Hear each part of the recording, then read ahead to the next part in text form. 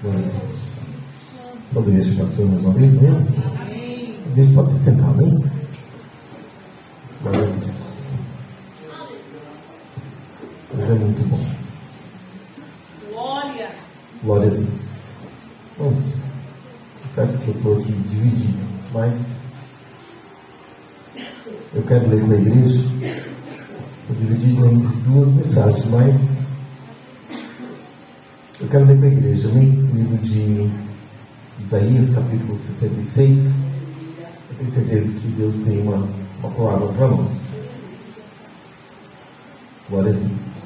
Eu vou ler Isaías, vou ler também outras passagens, mas eu vou ler aqui Isaías e depois vamos seguindo, amém? Diz assim a palavra do Senhor, versículo 1. Assim diz o Senhor: o céu é o meu trono e a terra o escabelo dos meus pés. Que casa me edificarias vós?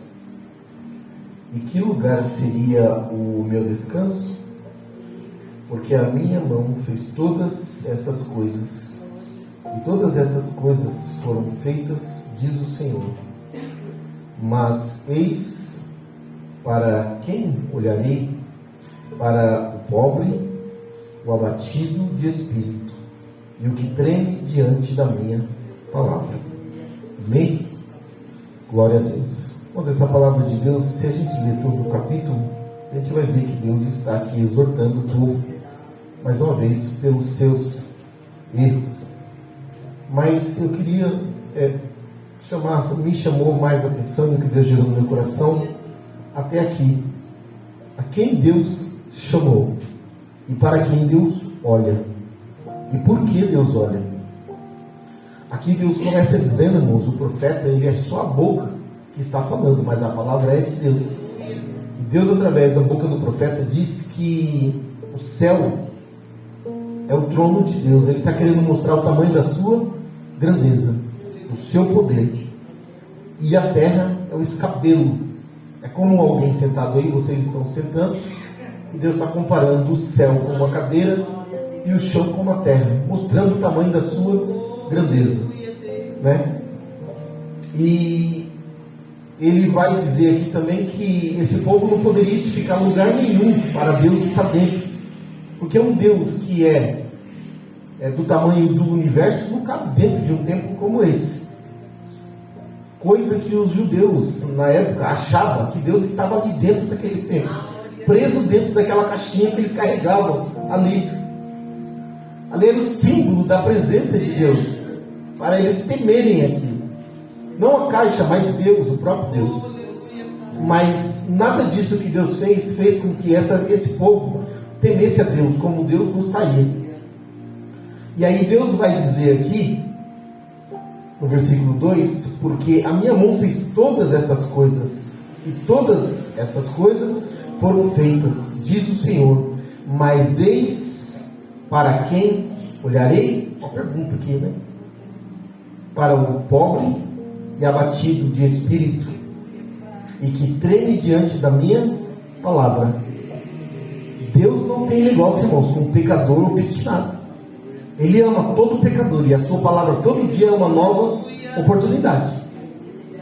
Mas Deus não tem negócio com o pecador obstinado, que ouve a sua palavra e não sente temor. Deus chamou um povo. Como nós aqui na quarta-feira falamos, existe dentro da proporção do que Deus fala, mais facilidade de Deus encontrar no meio dos abatidos e pobres pessoas que venham a aceitar a sua palavra do que aqueles abastados e que se acham alguma coisa. Esses de dura serviço, que acham que podem fazer com as suas forças algo, que não acham que dependem de Deus para nada, a esses Deus rejeita. Mas para que Deus chamou? Essa é a pergunta que eu quero fazer. Deus nos chamou, e eu tenho certeza que nenhum de nós, quando Deus nos chamou, não estávamos precisando de Deus. Eu tenho certeza que todos nós precisávamos e muito de Deus, socorro de Deus. Muitos de nós provavelmente viemos porque estávamos no pior momento da nossa vida, e não encontramos nesse mundo nenhum recurso nenhuma palavra que viesse tirar aquela dor, aquela aflição que estávamos sentindo, e buscamos em quem? Em quem sabíamos que tinha para nos dar algo que viesse nos dar o conforto e tirar aquela dor que estávamos sentindo. Eu não sei se já aconteceu com vocês, aconteceu comigo. Eu tive uma cólica renal, né? Uma dor assim terrível na área das costas, assim, tudo dói. E quando cheguei lá numa cadeira de roda, o médico perguntou: o que está acontecendo? Eu falei: está doendo aqui, em todo lugar dói. Ele falou: é cólica renal. Põe ele na fila ali, daqui a pouco o médico vai passar o remédio para ele lá. Outro médico, eu tive que ir para a fila. Ele vai tomar isso daí e passa. Eu falei: não, eu quero tomar agora. Não, isso não morre não. Tem outras pessoas aqui que estão precisando mais urgente do que você. Isso não mata. E me botou na fila. Aleluia, Deus. Mas dentro de mim, no meu entendimento, não fazia sentido me fazer esperar. Minha dor era naquela hora. Muitos de nós, quando viemos para Jesus, viemos assim: Jesus, me dá uma injeção agora. Tira essa dor agora. Eu não estou suportando essa dor agora. Eu não quero esperar para amanhã. Não quero esperar para daqui a pouco. Eu quero que essa dor saia agora. E não importa a dor que seja. E aí esse é para quem Deus olha. Aleluia, Deus. Ele está dizendo aqui que olha para o pobre e oprimido, abatido, aquele que não tem recurso, que muitas das vezes viemos para o Senhor quebrado, não é verdade? Cheio de dívida, sem saber como que eu vou fazer para resolver meus problemas, muitas das vezes emocionalmente quebrado também. Pode ter dinheiro no bolso que não serve para nada, não traz alegria, não traz satisfação, não traz nada. E aí vemos o Senhor assim, aí o Senhor olha para nós, pobre, abatido e oprimido. Mas para que Ele nos aceita? Essa que é a questão, irmãos. Para que é que Ele nos aceita? Para receber de nós uma adoração e a gente ficar a vida toda agradecendo a Ele pelo que Ele fez? Também. Ele quer a nossa adoração. Ele merece a nossa adoração. Mas, irmãos, a Bíblia diz que Deus nos chamou para um propósito. Jesus, quando enviou os discípulos, disse que eles seriam a sua testemunha. Eu não sei se você sabe, mas existe uma regra no mundo dos negócios. E as grandes empresas, elas procuram pessoas que estão em grande destaque, com uma certa fama, seja um jogador de futebol, seja um cantor, alguém que possa transmitir para as pessoas a imagem daquela marca. Então, quando alguém famoso faz uma propaganda ou é patrocinado por uma marca, quando ele chega num lugar, ele tem que vestir a roupa da marca, ele tem que falar bem da marca, e a marca é associada àquela pessoa. E aí, quando você vai comprar um produto que chega lá no mercado, na loja, em qualquer lugar, tem dois produtos ali, os dois custam o mesmo preço, você não sabe qual dos dois é o melhor, mas quando você sabe que alguém importante patrocinou aquela marca e mostrou aquela marca, você fala: essa é melhor, então eu vou comprar essa. Jesus disse que nós seríamos a sua testemunha. Aleluia, Deus. Quando alguém olha para nós e vai ver Jesus, associa Jesus a nós. Voltando ao mundo dos negócios, quando uma pessoa que está no auge da sua fama e está representando uma marca, e acontece na sua vida, por um motivo que isso daí não importa, algum escândalo que a imagem dele é denegrida, automaticamente quebra o contrato, porque aquele contrato ali está associado a uma imagem boa e não a uma imagem ruim. Aleluia, Deus. E Deus nos chamou pobres, oprimidos, recebeu quando a gente chegou quebrado, Aleluia. nos limpou, nos transformou, nos deu uma nova vida, mudou a nossa maneira de ser, de viver, para sermos testemunha e levar essa marca. Oh, aleluia, Deus. E não é que Ele nos lança fora quando nos envolvemos em algum escândalo. Mas logo ele chega e nos aconselha: opa, se conserta, volta a boa imagem. Você está carregando o meu testemunho. Aonde você vai, alguém olha e diz: oh, aquele pessoal ou aquela pessoa, ele representa aquela determinada marca. Não estou chamando Jesus de marca, é só para a gente entender essa questão. Então, se eu sou testemunha de alguém, alguém tem que vir em mim, ver em mim algo que represente aquela marca ou aquela pessoa. Então Deus recebeu a nós, irmãos. Chegamos quebrados, sem nada a oferecer, somente a pedir. Deus nos recebeu. Ele tirou de nós essa dor. Lembra do remédio que eu pedi? Ele logo deu esse remédio, tirou a dor, colocou o seu espírito, algo que traz alegria, nos colocou de pé e aí disse: agora representa-me. Agora você faz parte da propaganda do meu nome. Louvado é o teu nome, Jesus. Livro de Efésios, irmãos, no capítulo 1, não sei se é o verso 3, tem que procurar aqui. Aleluia, Jesus.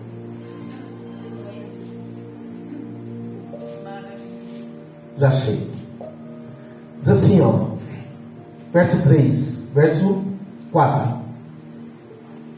Como também nos elegeu nele antes da fundação do mundo, para que fôssemos santos e irrepreensíveis diante dele em amor. Deus já sabia, irmãos, que a gente viria quebrado. Tem gente que pensa que Deus é pego de surpresa. Como se Deus fosse: meu Deus, o que você me entende? Eu acredito que você fez. Não, irmãos. Quando a gente pisa na bola, Deus já sabia. Quando a gente chegou todo quebradinho, ele falava assim pro Espírito Santo, né? Olha lá, amém. Todo quebradinho, que nem diz outro, é igual arroz de segunda, mas de terceira, sei lá. E diz é de terceira, né? E diz que é tudo quebrado, né? É assim, né? Não tem um ditado que diz isso? Olha lá vem, todo quebrado. Aí a gente chega todo desconfiado, como se Deus não soubesse que a gente está chegando. Aleluia, glória. Deus disse: eu não falei. Lembra lá na fundação do mundo, quando a gente estava criando tudo? Que ele viria, que ela viria. Receba. Oh, aleluia, Deus. Atende ela, atende o clamor dela. Glória. O Bruno falou aqui hoje do cego. Ninguém sabe por que ele vivia naquela situação. Não é verdade? Ninguém sabe por que ele vivia naquela situação. Mas Jesus atendeu o seu chamado. E Jesus atendeu na hora. Só mudando, irmãos, um pouco. Jesus muitas das vezes atende na hora. A gente tem uma dificuldade de atender Jesus, não é verdade? Não é mesmo? Uma dificuldade tão grande de atender Jesus. E quando a gente chegou todo quebradinho, ele recebeu na hora. Oh, aleluia. Já abraçou, igual o pai lá com o filho pródigo, já tira essa roupa velha suja, já manda tomar um banho, corta o cabelo, corta a unha, Glória. passa um creme aí, porque está todo ressecado aí de dormir na rua. Glória a Deus. Cuida dele, põe para casa, faz uma festa, na hora. Então Deus, irmão, já sabia que nós viríamos. E aqui diz que ele nos elegeu desde a fundação do mundo. Para quê? Essa é a pergunta, irmãos. Para que fôssemos santos, irrepreensíveis. Santo não é perfeito, irmãos. Se tiver alguém aqui santo, perfeito, perfeitinho, perfeitinho, nós vamos orar agora para Jesus logo te matar e você ir para agora, para não se perder. Né? Mas significa, irmãos, que Ele quer que nós venhamos a estar observando a sua vontade, a sua palavra, aquilo que Ele quer para que nós venhamos a representar este nome. E aí no livro de Timóteo, no capítulo 1,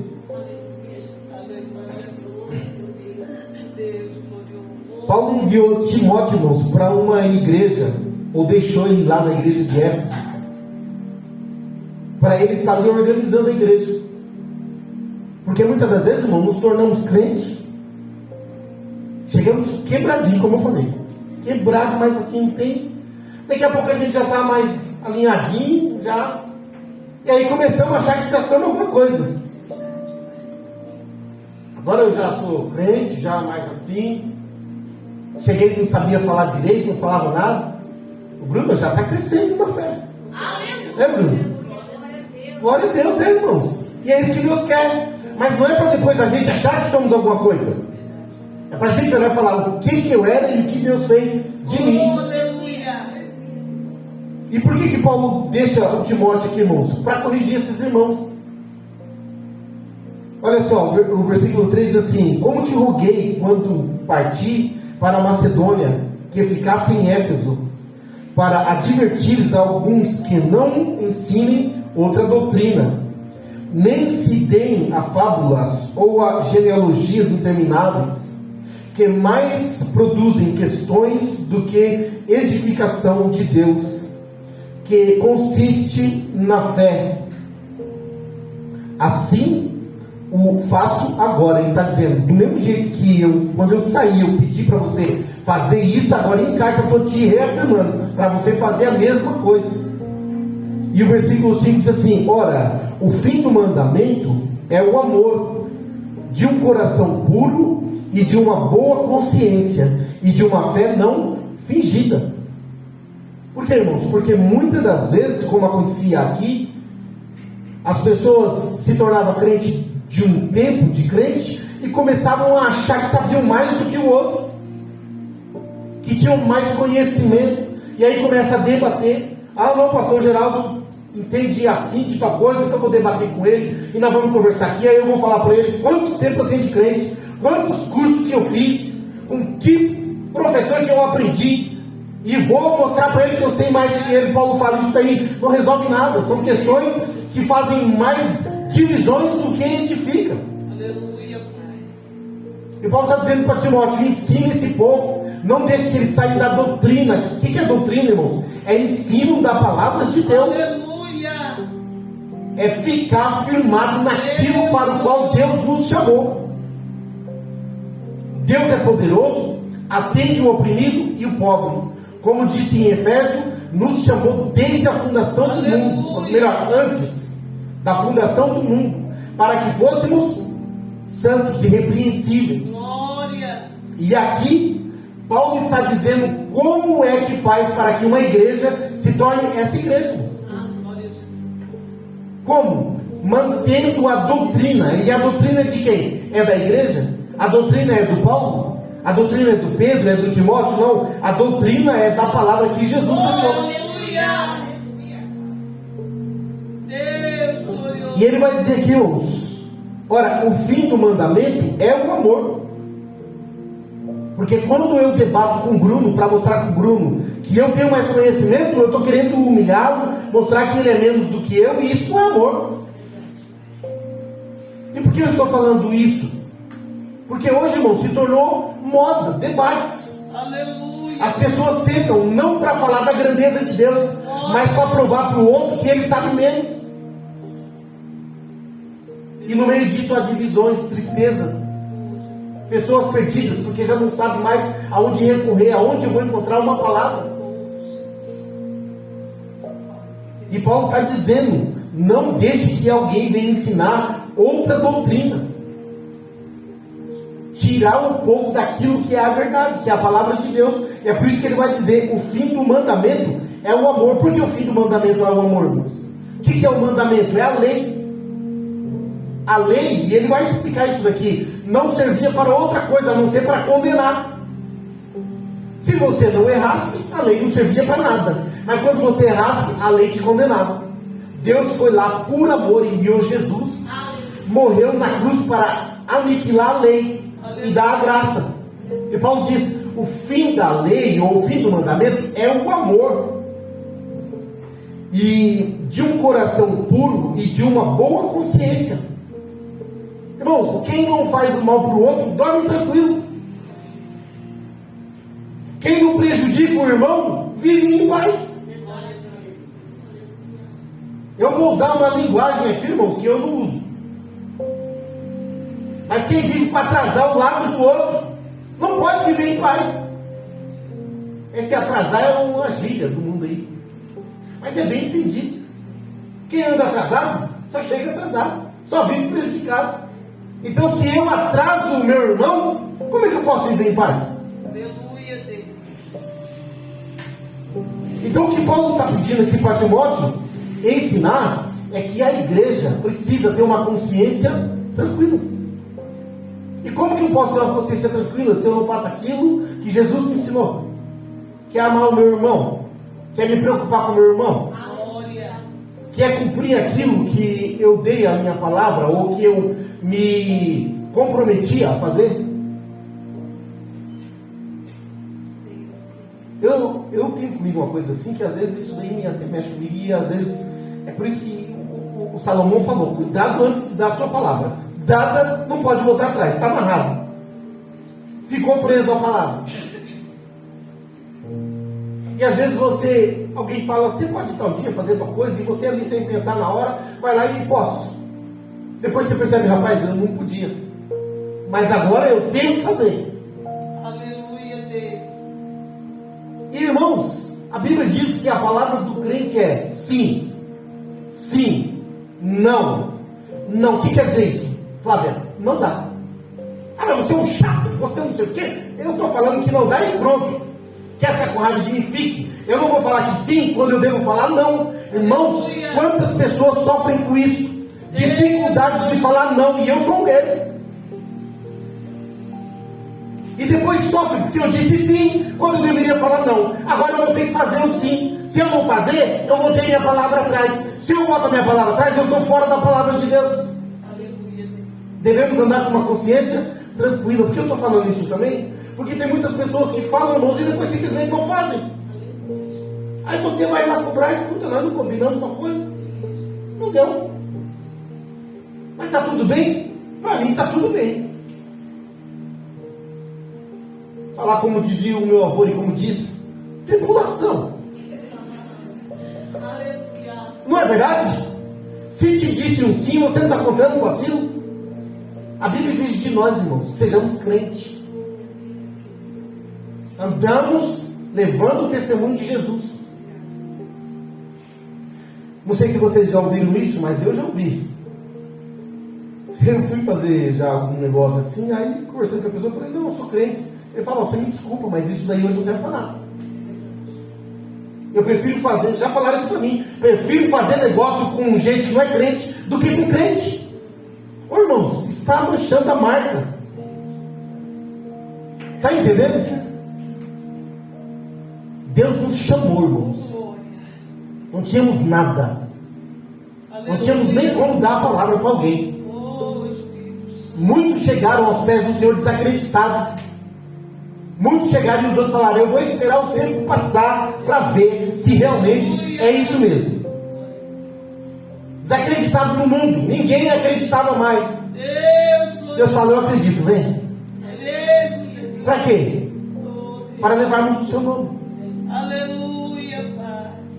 Então o fim do mandamento é o amor de um coração puro e de uma boa consciência e de uma fé não fingida. Fé fingida, irmãos, é uma coisa muito complicada, não é mesmo? Podemos fingir que somos crentes para tapear alguém aí, como algumas pessoas fazem. Mas podemos também fingir que temos fé, irmãos.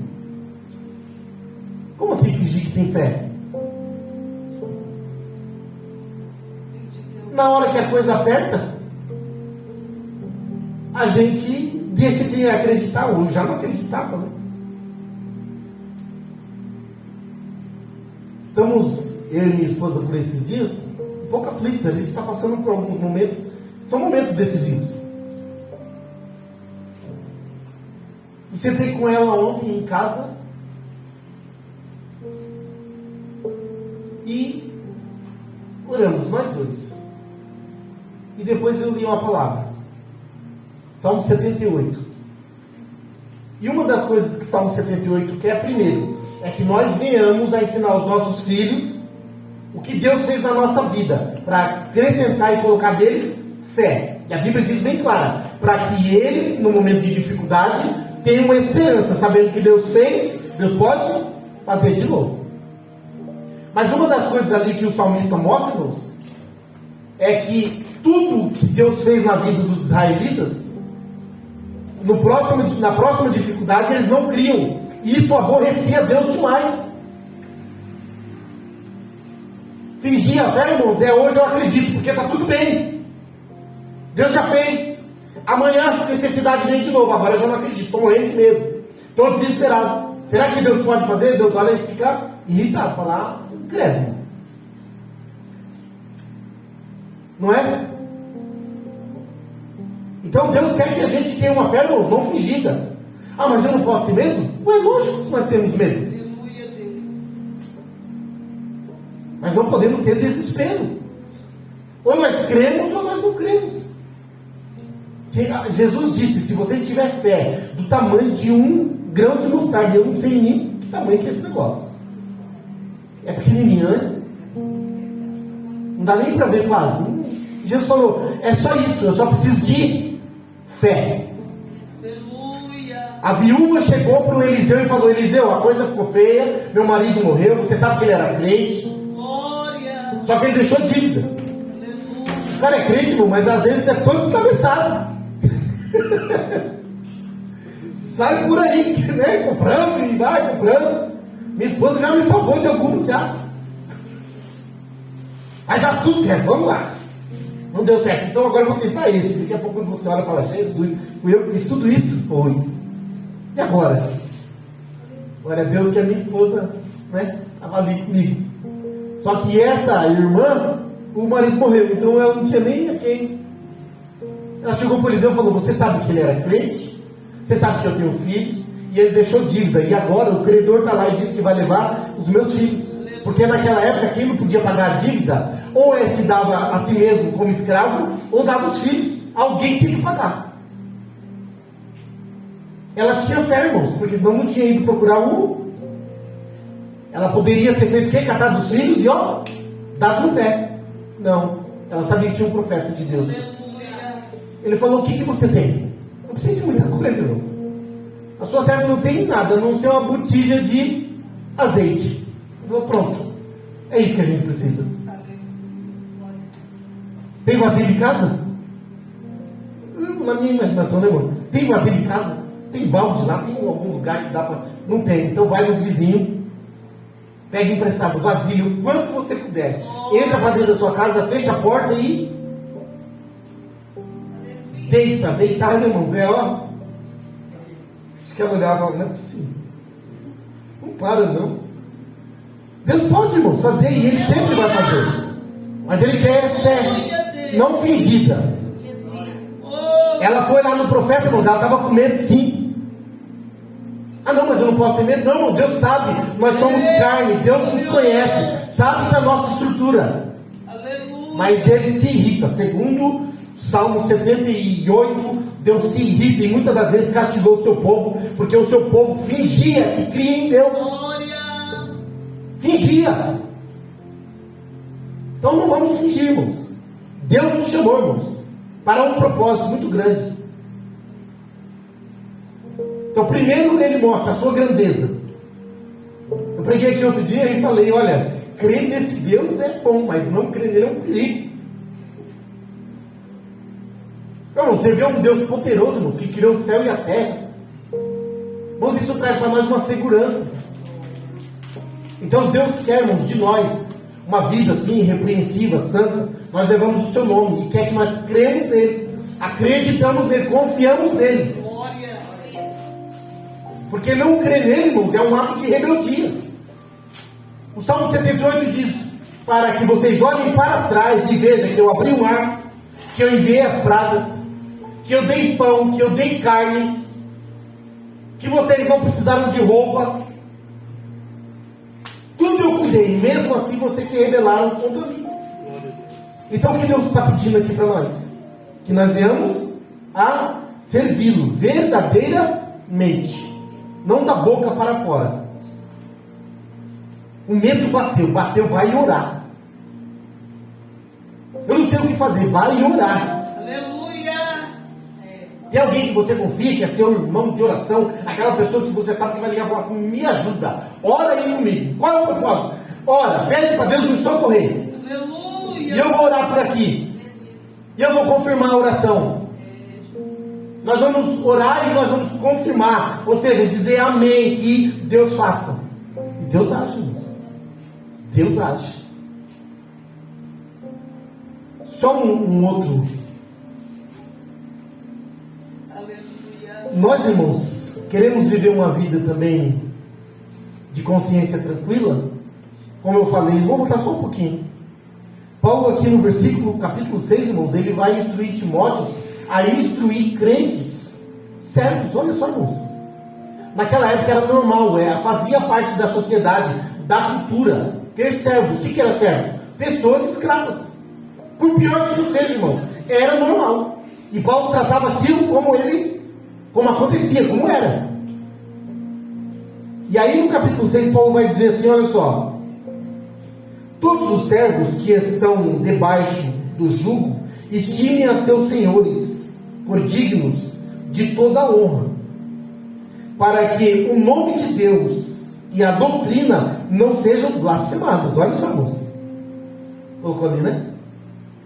Põe aí, para todo mundo acompanhar a leitura, por favor. Timóteo capítulo 6, versículo 1. Aleluia.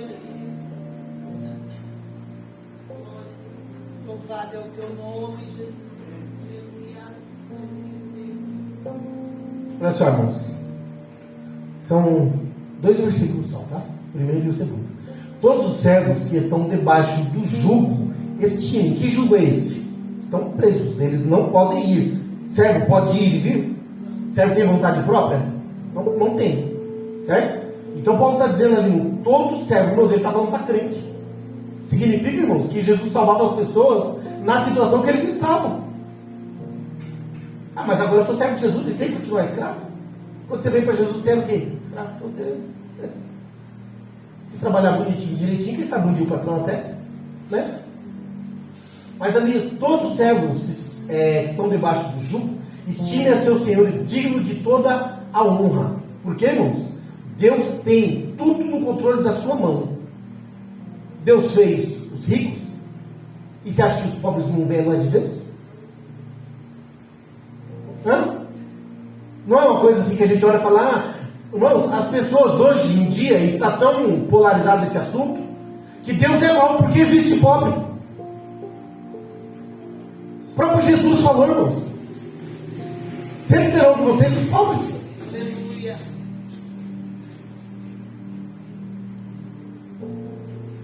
E o que é ser pobre? Uma pergunta até difícil, né?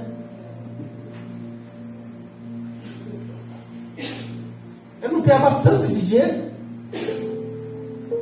Mas a maioria das pessoas, irmãos, não são ricas e vivem dignamente, comendo do pão que ele mesmo trabalha e conquista. E deve dar glória a Deus por isso. Salomão falou, é melhor uma casa humilde, né? E um pão duro ali, ele fala isso mesmo. Do que uma casa grande, irmãos, cheia de contenda. Irmãos, as pessoas, irmãos, as pessoas matam por causa de dinheiro. Verdade, Deus. Aleluia. O camarada é pobre a vida toda, ganha na loteria, irmãos, já querem matar ele para roubar o dinheiro. Que nós devemos pedir a Deus, é o que o salmista falou, Senhor, não me dá demais para que eu não venha me achar e abandonar o Senhor. E nem me dê pouco demais para que eu me sinta miserável e venha também mal falar ou dizer mal do Senhor. Me dê o que eu preciso para viver. Oh, aleluia, Deus. Glória. Então, irmãos, Deus nos chamou e nem todo mundo vai ficar. Mas Deus vai dar a cada um uma vida digna. Esses dias eu vi uma expressão e eu achei linda. O rapaz falou assim, você sabe o que significa prosperidade? Todo mundo já pensa, ter um bolso caindo dinheiro, né? Ele falou, uma pessoa próspera é aquela que se contenta com a sua parte, que se sente satisfeito pega ali o seu ganho, do suor, do seu rosto, e diz glória a Deus. Se for crente, dá a Deus o dízimo, leva para casa a sua parte, e Deus prospera, dá a ele uma vida digna. Então aqui havia servos, e Deus não tirou ele do estado que eles estavam, continuaram sendo servos. Porém, Deus também espera dos servos que também obedeçam a sua palavra. Não, irmãos, não existe posição em que vivemos que nos dá a liberdade de desobedecer a Deus. Ah, mas olha a vida que eu vivo, então não vou obedecer não. Se Deus quisesse me obedecer, me daria uma vida melhor. Não, irmãos, nenhuma dessas desculpas vai servir diante de Deus. Então Paulo vai dizer ali: todos os servos que estão debaixo do jugo estimem seus senhores dignos de toda a honra, para que o nome de Deus e a doutrina não sejam blasfemados. O versículo 2. E os que têm senhores crentes, olha só, irmãos, aqui a instrução de Paulo. E os que têm senhores crentes, não os desprezem, por serem irmãos, antes os sirvam melhor, porque eles que participam do benefício são crentes e amados. Isso ensina e exorta. Irmãos, olha só, ficou crente tanto o servo como o patrão, e a lei de Deus não disse para nenhum deixar de ser o que era, mas que os dois devem respeitar um outro na posição que estão. Porque se tem uma coisa, irmãos, que é complicada, muitas das vezes nós servimos a Deus, misturamos as coisas. Mas o meu patrão é crente, nós somos crentes, então ele tem que me entender. Ele sabe que o inimigo se levanta, ele sabe que é difícil, ele sabe que é complicado isso, ele sabe que é complicado aquilo. Ele não sabe de nada, irmãos. Ele sabe que no dia do seu pagamento ele vai ter que pagar, tintim por tintim, o que é combinado. O que se espera então do outro? Que também exerça a sua função, tintim por tintim, como é combinado. Aleluia.